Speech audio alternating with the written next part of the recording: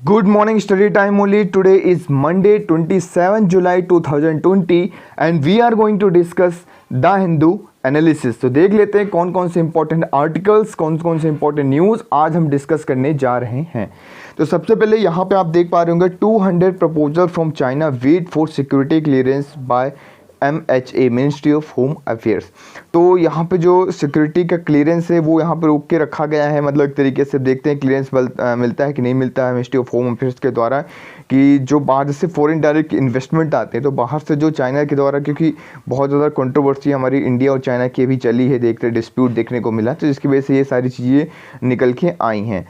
तो ये अगर इसके ऊपर कल को कोई अगर क्लियरेंस आता है, आगे जो भी न्यूज़ आएगी तो हम इसको डिटेल में डिस्कस करेंगे। आर्टिकल्स भी इसके ऊपर आएंगे, क्या होता है इन्वेस्टमेंट, किस तरीके से क्लियरेंस दी जाती है, सारी चीज़ें हम डिस्कस करेंगे। आज हम देखते हैं सबसे पहले इंपॉर्टेंट जो हमारा है आर्टिकल्स की तरफ बढ़ते हैं, जो कि काफ़ी इंपॉर्टेंट आर्टिकल्स आज आए हुए हैं। The chilling effect of criminal contempt के बारे में देखेंगे, फिर हम देखेंगे स्कैंडलिजिंग एज कंटेम्प्ट के बारे में देखेंगे। तो ये कंटेम्प्ट ऑफ कोर्ट है, the motorcycle and the art of court management. तो इस तीनों आर्टिकल को हम एक साथ मिला के डिस्कस करेंगे बैकग्राउंड से। देखिए इसमें तो मेनली आर्गुमेंट डिस्कस किए गए हैं कि यार ऐसा होता है, ऐसा नहीं होता, ये सारी चीज़ें हैं। लेकिन हमारे लिए इम्पॉर्टेंट है कि हम इसके अंदर इसका बैकग्राउंड देखेंगे, क्या होता है कंटेम्प्ट ऑफ कोर्ट, क्या होता है, कहाँ पे ये चीज़ मेंशन है, कितने टाइप्स के होते हैं और ये किस तरीके से काम करता है। ये जो भी इंपॉर्टेंट इसकी इन्फॉर्मेशन है हम इसको with the help of handwritten notes की मदद से डिस्कस करेंगे। क्लियर। देन आफ्टर दैट हम डिस्कस करेंगे अ गवर्नर टेस्ट।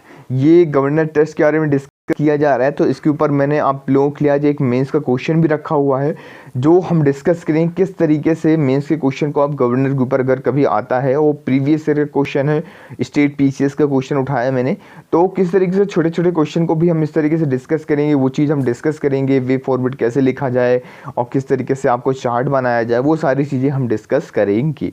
तो ये मेन आर्टिकल रहने वाले हैं आज का, जो आज हम डिस्कस करेंगे। देन आफ्टर दैट लास्ट में एक हम डिस्कस करेंगे रेवोल्यूशन इन पॉलिसी माइंडसेट। क्या रेवोल्यूशन है पॉलिसी माइंडसेट के अंदर? देखिए क्या हो रहा है, पेंडेमिक की वजह से जो हमारे SDG गोल है, सस्टेनेबल डेवलपमेंट गोल है, उसके ऊपर क्या प्रभाव निकल के आ रहा है, कितने SDG गोल्स होते हैं, कितने टारगेट्स हैं हमारे, वो सारे हमारे लिए इंपॉर्टेंट हो जाता है काफ़ी ज़्यादा। तो वो उसको हम डिस्कस करेंगे, देखेंगे एक एक करके। ठीक है, तो ये सारी चीज़ें आज हम डिस्कस करने वाले हैं with the help of handwritten note. तो चलिए स्टार्ट करते हैं। तो चलिए हम यहाँ पे पहुँच चुके हैं द हिंदू एनालिसिस के अंदर हमारे हैंड रिटन नोट्स की ओर। कंटेम्प्ट ऑफ कोर्ट, सबसे पहले तो आप इसके डेफिनेशन को देखते हैं हम। ऑसवाल्ड डिफाइन, तो जो भी अगर कोई लॉ का स्टूडेंट है या इस तरीके से तैयारी कर रहा है तो उसे मालूम होगा कि क्या होता है। ऑसवाल्ड कौन है, उन्होंने डिफाइन किया है। तो इस तरीके से आप कोटेशन को भी कॉट करके देख सकते हैं कि डिफाइंड बाय ऑसवाल्ड, अगर आपको याद है तो वरना जनरली भी आप लिख सकते हैं। Contempt to be constituted by any conduct that tends to bring the authority and administration। ये जनरल डेफिनेशन है, एक ऐसी डेफिनेशन है जो आप कहीं पे भी कंटेम्प्ट के मामले में यूज कर सकते हैं। Not only for the contempt of court but also the contempt of parliament and anything, any administrative body of law into the, हम देखते हैं यहाँ पे, brings the authority and administration of laws into disrespect or disregard or to interfere with or their witness during litigation। अगर कोई भी process चल रही है, अगर उस पर आप हस्तक्षेप करते हैं या फिर उसके डिसरिस्पेक्ट करते हैं, डिसरिगार्ड करते हैं, इंटरफेरेंस करते हैं, तो उस केस में वो सारी चीज़ें जो होंगी वो क्या मानी जाएंगी, कंटेम्प्ट मानी जाएंगी। जैसे अगर कोर्ट के रिस्पेक्ट में हम बात करें तो वो कंटेम्प्ट ऑफ कोर्ट माना जाएगा। क्लियर हो गया आपको? चलिए यहाँ पे हम आगे चलते हैं। इन इंडिया के अंदर क्या चीज़ है, कैसे मेंशन है, वो देख लेते हैं। सेक्शन 2A, याद रखिएगा, section 2A of contempt of court act 1971 में भी क्वेश्चन अगर प्रीलिम्स के अंदर आ जाए आपसे कि बताइए कंटेम्प्ट ऑफ कोर्ट एक्ट 1971 है या 1972 है या 1980 है या 1950 है, इस तरीके से 4 ऑप्शन आ जाए। सेक्शन 2A, आपको सेक्शन याद है लेकिन ईयर याद नहीं है, या फिर ईयर याद है सेक्शन याद नहीं है, तो ये ज़्यादा चीज़ें नहीं हैं, छोटी छोटी चीज़ें हैं, 2-3 सेक्शन है, ये आपको याद रखना है। सेक्शन 2A के अंदर डिफाइन किया गया है कंटेम्प्ट ऑफ जो कोर्ट है वो 2 टाइप्स के होते हैं। कौन कौन से? एक होता है सिविल कंटेम्प्ट होता है और एक होता है क्रिमिनल कंटेम्प्ट, ठीक है। तो वहाँ पे डिफाइन कर दिया गया है टाइप्स ऑफ कंटेम्प्ट कौन कौन से हो गए हमारे, सिविल कंटेम्प्ट और criminal contempt. Then 2B, section 2B के अंदर हमारा सिविल कंटेम्प्ट को पूरी तरीके से डिफाइन किया गया है, और सेक्शन 2C के अंदर ये हो गया 2C के अंदर हमारा क्रिमिनल कंटेम्प्ट को डिफाइन किया गया है, ठीक है। तो ये आप याद रखेंगे। चलिए यहाँ पे हम देख लेते हैं सिविल कंटेम्प्ट क्या होता है। Wilful disobedience of any judgment, direction, order और रिट। अगर आप जानबूझकर, विलफुली मतलब एक तरीके से आप जानबूझ के क्या कर रहे हैं, डिसओबे कर रहे हैं, क्या कोर्ट ने ये आदेश दिया और उस आदेश को आप मान नहीं रहे हैं। सपोज कोर्ट ने कोई गाइडलाइंस जारी की, उस गाइडलाइंस को आप मान नहीं रहे हैं, कोई डायरेक्शन दिया, कोई ऑर्डर दिया, कोई रिट इशू किया, आप उसको मान नहीं रहे, तो आप क्या कर रहे हैं, कोर्ट की अवहेलना कर रहे हैं, मतलब कंटेम्प्ट ऑफ कोर्ट कर रहे हैं, मतलब आप कोर्ट की अवहेलना कर रहे हैं। तो कोर्ट आपके ऊपर केस कर सकता है, आपको बुला सकता है। तो आप लोगों ने जनरली देखा होगा कि बहुत सारी चीज़ें ये न्यूज़ में रहती है कि हम कंटेम्प्ट ऑफ, बहुत सारी जो बॉडीज रहती हैं कि कंटेम्प्ट ऑफ कोर्ट के अंदर ना जाएं हम, इस तरीके से वो डरती रहती है। तो ये सारी चीज़ें जो हैं वो आती हैं सिविल कंटेम्प्ट के अंदर। क्लियर हो गया आपको। चलिए क्रिमिनल कंटेम्प्ट की अगर मैं बात करता हूँ, सेक्शन 2C के अंदर डिफाइन है क्रिमिनल कंटेम्प्ट, और इस तरीके से आप नोट्स जरूर बनाते हुए चलेंगे मेरे साथ साथ अगर आप चाह रहे हैं। अगर आपको PDF या PPT चाहिए तो टेलीग्राम ग्रुप को ज़रूर से ज़रूर ज्वाइन करना है आपको। जाइए, स्टडी टाइम ओनली के नाम से हमारा टेलीग्राम का ग्रुप है, स्टडी टाइम ओनली के नाम से, आप उसे ज़रूर से ज्वाइन कीजिए। और वहाँ पे मैं आप द हिंदू की PDF, ये हैंड नोट्स, मंथली मैगजीन और बहुत सारी चीज़ें जो है PDF मटेरियल जो है पढ़ने के लिए सारी चीज़ें मैं शेयर करता रहता हूँ। कोटेशन, कोट्स वगैरह बहुत सारी चीज़ें वहाँ पर मैं शेयर करता हूँ, तो ज़रूर से इसको आपको ज्वाइन करना है। अगर आप फेसबुक ग्रुप से नहीं जुड़े हुए हैं तो आप हमारे फेसबुक ग्रुप को ज्वाइन कर सकते हैं। स्टडी टाइम ओनली के नाम से हमारा फेसबुक ग्रुप है, तो वहाँ पर जाके ज्वाइन कर लीजिए। जब ये सारी चीज़ें आप ज्वाइन कर लेंगे तो आपको हर एक जगह से कुछ ना कुछ नई नई चीज़ें जो है सीखने को मिलती रहेगी। इंस्टाग्राम में भी हमारा पेज है, तो वहाँ पे भी आप ज्वाइन कर सकते हैं। और बहुत सारे जो अदर इनिशिएटिव चालू किए जा रहे हैं, हमारे द्वारा रन किए जा रहे हैं, उसको आप देख सकते हैं। मंथली मैगजीन विजन IAS की, इनसाइट IAS की, सभी की मैगजीन जो है हमने डिस्कस की है। और आगे भी हम जो PT 365 है इसको कवर करने वाले हैं, जो भी हमारा अभी तक बाकी रह गया है तो उसको हम बिल्कुल पूरी तरीके से कवर करेंगे, तो आपको घबराने की ज़रूरत नहीं है, ठीक है।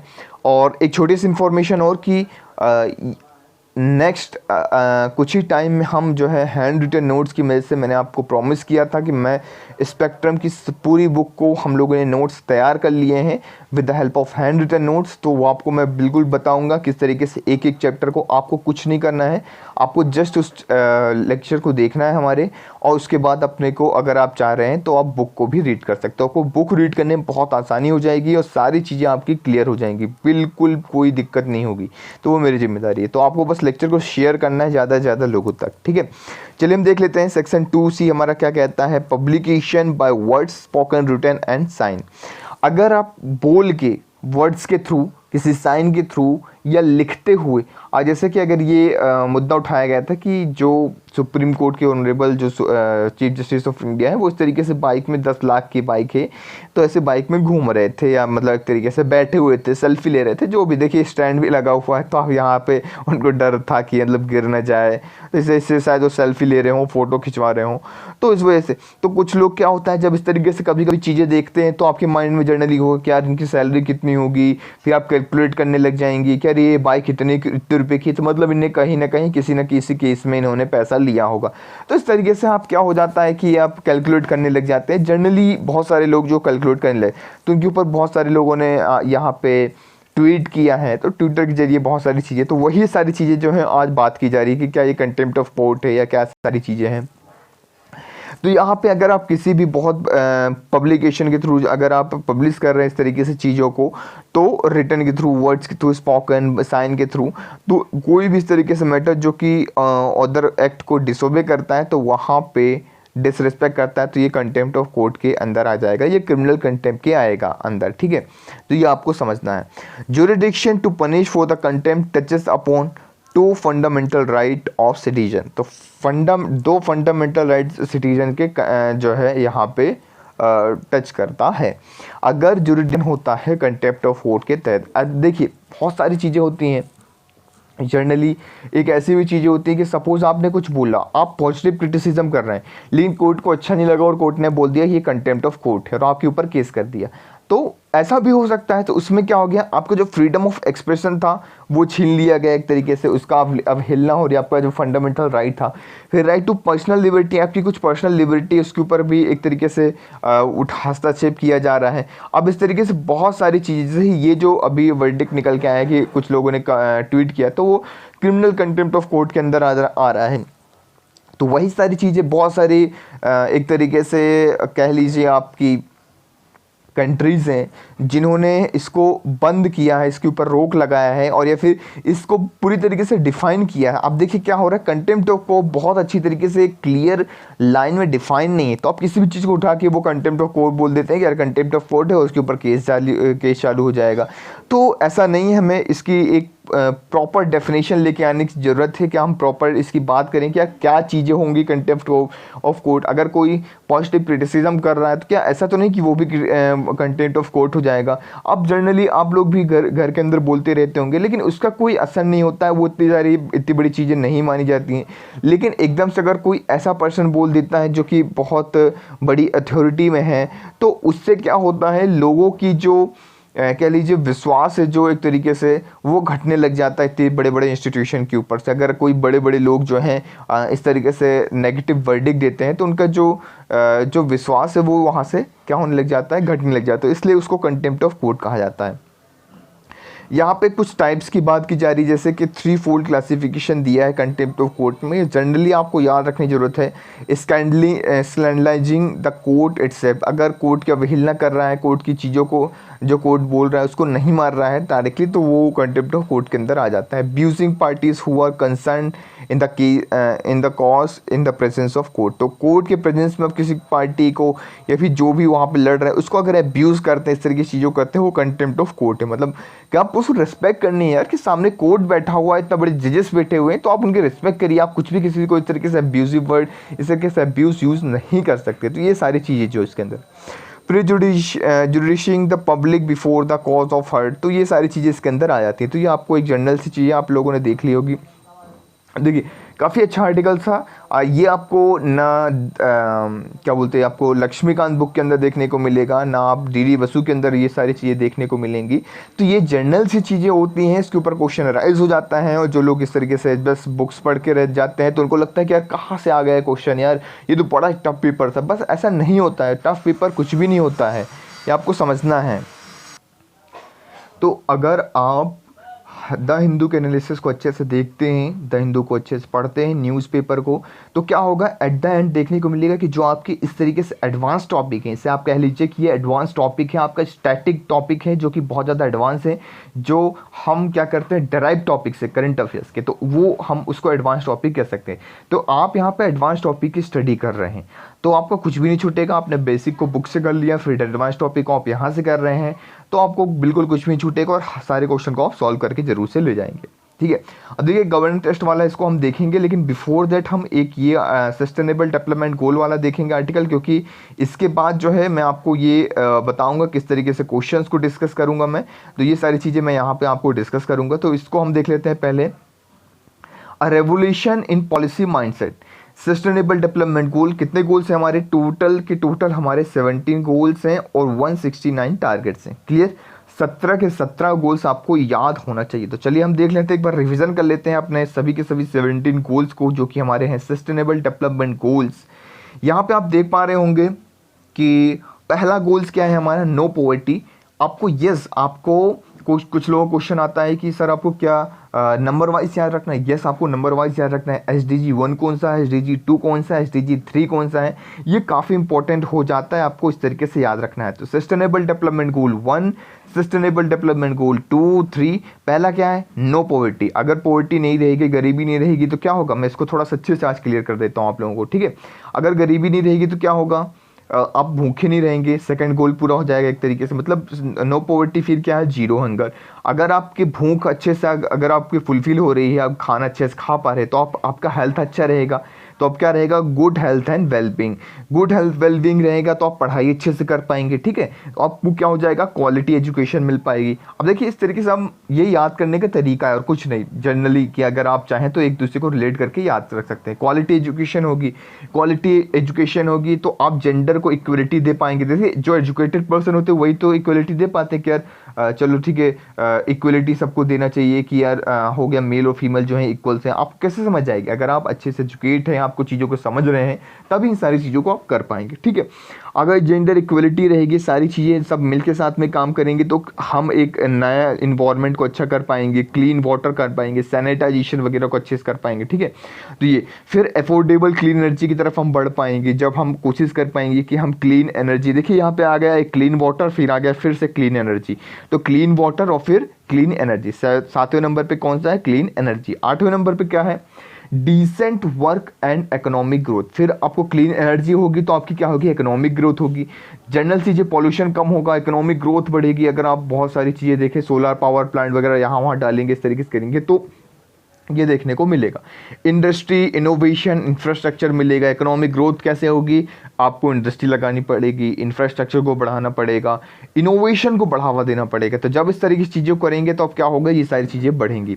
Then reduce inequalities. अब ये क्या होगा, अभी हमने बात करी थी 5वें नंबर पे जेंडर इक्वलिटी को हमको बढ़ाना है, लेकिन यहाँ पे 10वें नंबर पे क्या है, 5 2 जा 10, ठीक है, 5 का जस्ट डबल। तो वहाँ पे इनइक्वलिटी और इक्वलिटी कहाँ है, 5 और 10 में। तो इस तरीके से आप याद रखेंगे। रिड्यूस इनइक्वलिटीज, जो इनइक्वलिटीज़ है, जैसे पुअर बहुत ज़्यादा गरीब होते जा रहे हैं, अमीर बहुत ज़्यादा अमीर होते जा रहे हैं। तो जब इंडस्ट्री, इनोवेशन आएगा, इंफ्रास्ट्रक्चर मजबूत होगा तो ये सारी चीज़ें बढ़ेंगी और इनइक्वलिटी घटेंगी। तो ये आपको याद रखना है, ठीक है। फिर सस्टेनेबल कम्युनिटीज़ के अंदर हम बढ़ेंगे, इनइक्वलिटी घटेगी, सबको घर मिल जाएगा, जो प्रधानमंत्री घर आवास योजना होगा। इस तरीके से आप चीज़ों को लिंक करके याद रख सकते हैं। 12th नंबर पे क्या है, रिस्पॉन्सिबल कंजप्शन एंड प्रोडक्शन। आप एक रिस्पॉन्सिबल कंज्यूम करेंगे चीज़ों को, रिस्पॉन्सिबिलिटी के साथ आप एजुकेशन, आपने अच्छी एजुकेशन ले ली, रिक्वायर्ड इनइक्वलिटीज़ वगैरह को हटा दिया, तो आप क्या करेंगे, एक रिस्पॉन्सिबल वे में चीज़ों को कंज्यूम करेंगे, सारी चीज़ों को देखेंगे। देन 13 नंबर पे आता है क्लाइमेट एक्शन। फिर क्लाइमेट एक्शन के ऊपर हमें काफ़ी वर्क करना है, क्लाइमेट एक्शन हो गया। फिर लाइफ बिलो वाटर 14 नंबर पे, लाइफ ऑन लैंड 15 नंबर पे, 16 नंबर पे क्या है, peace, justice and strong institution बनाने की ज़रूरत है। जैसे यूनाइटेड नेशन वगैरह इस तरीके से ऑर्गेनाइजेशन, आप बड़े बड़े इंस्टीट्यूशन बनाने की ज़रूरत है। जस्टिस डिलीवरी हो, जस्टिस फॉर ऑल, कहने का मतलब है हमारा कि सबको जस्टिस मिलना चाहिए, सबको सारी चीज़ें अवेलेबल होनी चाहिए, वही सारी चीज़ें हैं। 17 क्या है, इन सभी गोल्स को फुलफिल करने के लिए एक अकेला, जो कहते हैं ना, एक चना जो अकेला जो है बाहर नहीं फोड़ सकता, इस तरीके से जो कहावतें हैं, वही सारी चीज़ें हैं कि आप अकेले कुछ नहीं कर सकते हैं, आपको मिल के काम करना होगा। आप सोचें कि घर बैठे आप करते रहे, गवर्नमेंट सारी चीज़ें कर रहे थे, तो वो पॉसिबल नहीं है। आपको भी पार्टिसिपेट करना होगा, हर एक इंडिविजुअल को पार्टिसिपेट करना होगा। जब हम इस तरीके से पार्टनरशिप में काम करेंगे तब हमारी सभी के सभी 17 गोल जो है फुलफिलमेंट हो जाएंगे 2030 तक। तो हमारे इसके अंदर 169 टारगेट्स हैं, 17 टोटल गोल्स हैं, आपको याद रखना होगा। एक बार फिर से हम रिकेप करते हैं। No poverty, zero hunger, good health wellbeing, quality education, gender equality, clean water and sanitation, affordable and clean energy, decent work and economic growth, industry innovation and infrastructure, reduce inequalities। 11th number पे आता है sustainable and communities. 12th number पे responsible consumption and production. 13 number पे climate action. 14 below life below water. 15 life on land. 16 peace, justice and strong institution and 17th and the last partnership for the goals. तो ये आपको याद रखना है, clear.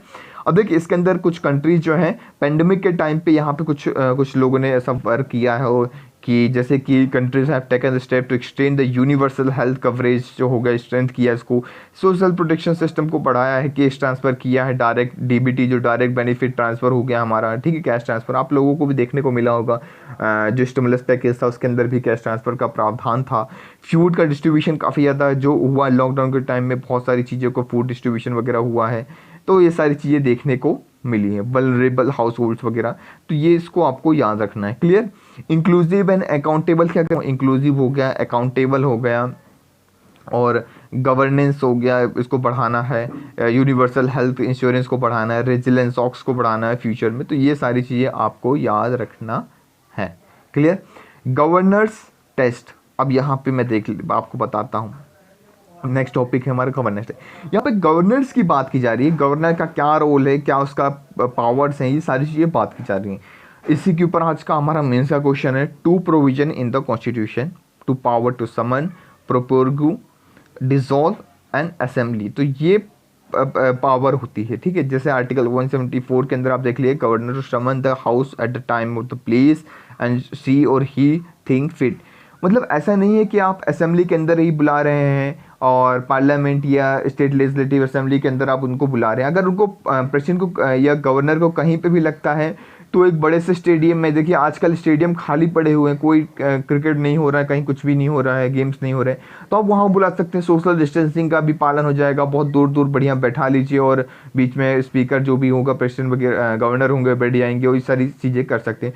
तो ये जनरली चल सकता है, ऐसा नहीं कि नहीं चल सकता। अल्टरनेटिव हर एक चीज़ का होता है और ये चीज़ की जा सकती है। बहुत बड़ा स्टेडियम है, बहुत सारे लोग होते हैं, तो वहाँ पे चीज़ की जा सकती है। ऐसा एक जनरल से पॉइंट से आप यूज कर सकते हैं। आर्टिकल 174 क्लॉज 2 क्लॉज 9 के अंदर ए के अंदर क्या मेंशन है, से गवर्नर में from time to time propose करता है, और आर्टिकल 174 क्लॉज 2 क्लॉज बी के अंदर डिसॉल्व कर सकता है। ये गवर्नेंस की पावर है। 163 के अंदर मेंशन है, aid and advice of the CM का एड एंड एडवाइस में काम करता है। अब हम जनरली देखते हैं ये जो हमारा सबसे ज़्यादा इंपॉर्टेंट है, ठीक है। ये बीपीएससी के क्वेश्चन पेपर में आया था, बिहार पब्लिक सर्विस कमीशन में पूछा गया था। क्वेश्चन क्या था, a question asked in the Bihar public service commission, ये पूछा गया था, ठीक है। मीर property conflict political crisis के ऊपर ही क्वेश्चन था।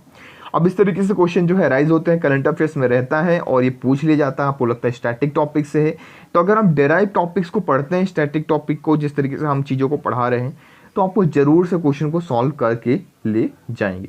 क्वेश्चन देख लेते हैं आप। यहाँ पे देखिए, critically examine the role of governor in the state politics in India, particularly in Bihar, is mere puppet. क्या एक तरीके से वो बोल रहा है कि वो पपेट बन के रह गया है कि सील, और कह जो कभी कहीं कहीं कहते हैं हैंड ऑफ सील है, कहीं पपेट कहते हैं। तो ये इस तरीके से बन के रह गया स्टेट पॉलिटिक्स का इंडिया के अंदर गवर्नेंस को एग्जामिन करना है, ठीक है। अब यहाँ पे देख ली, जनरली आपको इन्फॉर्मेशन गैदर करनी है, किस तरीके से आप चीज़ों को लिखेंगे। जैसे अपॉइंटमेंट और रिमूवल बाय द प्रेसिडेंट होता है, ठीक है। कॉन्वेकेशन के हिसाब से CM should be constituted, avoid function हो गया, should be outsider from the state of the country, मतलब उसी स्टेट का नहीं होना चाहिए। सपोज अगर आप कोई सीएम कोई जो गवर्नर है वो अगर एमपी का है, तो वो एमपी का ही गवर्नर नहीं बन सकता, मतलब एमपी का रहने वाला ही एमपी गवर्नर नहीं बन सकता, किसी और स्टेट का उसे बनाना होगा, ठीक है। इस तरीके से कुछ प्रावधान है। आर्टिकल 200 जो है ऑप्शन टू द गवर्नर देता है, रिजर्व सर्टेन द बिल्स वगैरह की पावर दी जाती हैं। अब देखिए ये चीज़ें मैं आपको शेयर कर दूंगा टेलीग्राम ग्रुप के अंदर, तो आप वहाँ से चीज़ों को एक एक चीज़ों को डिटेल में रीड कर सकते हैं, देख सकते हैं किस तरीके से आपको आंसर लिखना है, किस तरीके से प्रेजेंटेशन रखना है। आप इस तरीके की चीज़ों को आप एरो बनाते हुए और ये सारी चीज़ें बहुत अच्छी तरीके से कर सकते हैं। फिर देखिए यहाँ पे some recommendation with respect to governor by the various committees and supreme court के जजमेंट। तो आपको कुछ ना कुछ चीज़ें तो गवर्नर से रिलेटेड, कुछ चीज़ें प्रेसिडेंट से रिलेटेड, सुप्रीम कोर्ट के जजमेंट, कमिटी, ये आपको याद होनी चाहिए, ठीक है। तो वो अगर मैं आपको बोल रहा हूँ आज यहाँ पे, तो आप तुरंत याद कर लीजिए आप यहाँ पे कि एआरसी रिपोर्ट के अंदर क्या कहा गया था, सरकारी कमीशन ने क्या कहा था, जस्टिस वी चिल्लाहा कमीशन के द्वारा क्या कहा गया था 2002 में। तो अगर ये आप याद रखेंगे ना, कुछ चीज़ें आप बना लेंगे खुद के नोट्स के अंदर, तो आपको बहुत आसानी हो जाएगी आगे आंसर राइटिंग करने में और सारी चीज़ें करने में, ठीक है। तो यही सारी चीज़ें हैं जो आपको याद रखनी है। जैसे कि एडमिनिस्ट्रेटिव ईआरसी की रिपोर्ट के अंदर क्या कहा गया था, report of the governor regarding the president rule shall be the objective and also the governor should exercise on judgment on the regard. अगर कहीं प्रेसिडेंट रूल लगाना है कुछ, तो गवर्नर यहाँ पे डिसाइड कर सकता है अपना डिसीजन को, डिस्क्रिशनरी, ठीक है, तो वो ले सकता है। ये सारी चीज़ें इसके अंदर है, ठीक है। राज्य मन्नार कमेटी 1970 बना, देखिए इसके अंदर बहुत सारी दिए हैं, आप 2 या 3 भी याद कर लीजिए, मोर देन सफिशिएंट है। नबाम रेबला जजमेंट आया था 2016 का। पुंची कमीशन के लिए कुछ इंपॉर्टेंट है, जैसे Punchhi commission article 355 and 356 should be amended, it's sought to protect the interest of some state by trying to curb the misuse of centre. जो डायरेक्टली से सेंटर पर्सनल रूल लगा देता है, इसलिए आर्टिकल 355 और 356 को अमेंड करने की ज़रूरत है। ये किसने कहा था? पुंची कमीशन ने कहा था। तो इसको आप प्रेसिडेंट के अंदर भी यूज कर सकते हैं, गवर्नर के अंदर भी यूज कर सकते हैं। सरकारी कमीशन 1988 में क्या कहा था? Article 356 should be use in a very rare cases and warning issue to be government before imposing it. ये बहुत अच्छा इंपॉर्टेंट पॉइंट है। सरकारी कमीशन की रिपोर्ट के अनुसार 1988 में इन्होंने कहा था कि आप डायरेक्टली प्रेसिडेंट रूल मत लगाइए। सबसे पहले तो आप एक इम्पोज करने के पहले इनको एक वार्निंग दीजिए, नोटिस जारी करिए, और बहुत ही रेयर से रेयर केसेस में प्रेसिडेंट रूल को लगाइए। क्योंकि क्या हो रहा था कि बहुत ही ज़्यादा फ्रिक्वेंटली प्रेसिडेंट रूल जो है स्टेट के अंदर लग रहे थे। इसकी वजह से स्टेट की जो, आप ऐसा कह लीजिए, जो फेडरल सिस्टम है वो उसकी अवहेलना हो रही थी, उसको एक तरीके से डिस्टर्ब किया जा रहा था और स्टेट के फंक्शन बहुत अच्छी तरीके से नहीं हो पा रहे थे। ठीक है, तो अब ये याद रख सकते हैं, बहुत सारी चीज़ जो है इसके अंदर बोली गई हैं, तो आप चीज़ों को याद रख सकते हैं। वे अहेड में आप देख लीजिए क्या लिखना है आपको, कि आप यहाँ पे लिख सकते हैं कि the procedure of appointment of the governor should be clearly lead. तो किस तरीके से आप प्रोसीजर, क्योंकि क्या होता है कि रूलिंग पार्टी आती है और जो प्रीवियसली जो गवर्नर रहते हैं उनको हटा देती है और अपने गवर्नर्स को अपॉइंट कर देती है। तो एक प्रोसीजर होना चाहिए कि किस तरीके से गवर्नर को अपॉइंट किया जाए, किस तरीके से क्या किया जाए, उसका पूरा रूल्स एंड रेगुलेशन होना चाहिए। ऐसा नहीं कि कोई भी रूलिंग पार्टी आए और पुराने गवर्नर को उखाड़ के फेंक दिया और नए गवर्नर को ला के बैठा दिया। तो ऐसा चीज़ें नहीं होनी चाहिए। ठीक है, तो ये सारी चीज़ें आपको आप लिख सकते हैं। एक इंडिपेंडेंट ऑफिस होने की ज़रूरत है। गवर्नर को ये बताया जा रहा है कि ऐसा ना हो कि प्रेसिडेंट का हैंड और सील हो, एक तरीके से सेंटर का पपेट बन के रह गया। तो ये सारी चीज़ें आप लिख सकते हैं वे अहेड के अंदर। तो यही था आज का हमारा डिस्कशन, जो कि हमने डिटेल में डिस्कस किया। The role of the governor in dispatch of working of, सारी चीज़ें आप बता सकते हैं, आइडियोलॉजी वगैरह। ठीक है, तो कैसा लगा आज आपको कमेंट सेक्शन के अंदर ज़रूर से ज़रूर शेयर करना है, अपने पॉइंट्स को बताना है और कौन सी चीज़ें को हम ऐड करें। और साथ ही बहुत जल्दी हम आप लोगों के लिए नए नए इनिशिएटिव लेके आ रहे हैं। तो लेक्चर को शेयर करना बिल्कुल ना भूलिए, फटाफट लेक्चर को शेयर कर दीजिए, कमेंट कर दीजिए, और चैनल में अगर आप नए हैं तो सब्सक्राइब करना बिल्कुल भी ना भूलिए। So thank you very much for the discussion.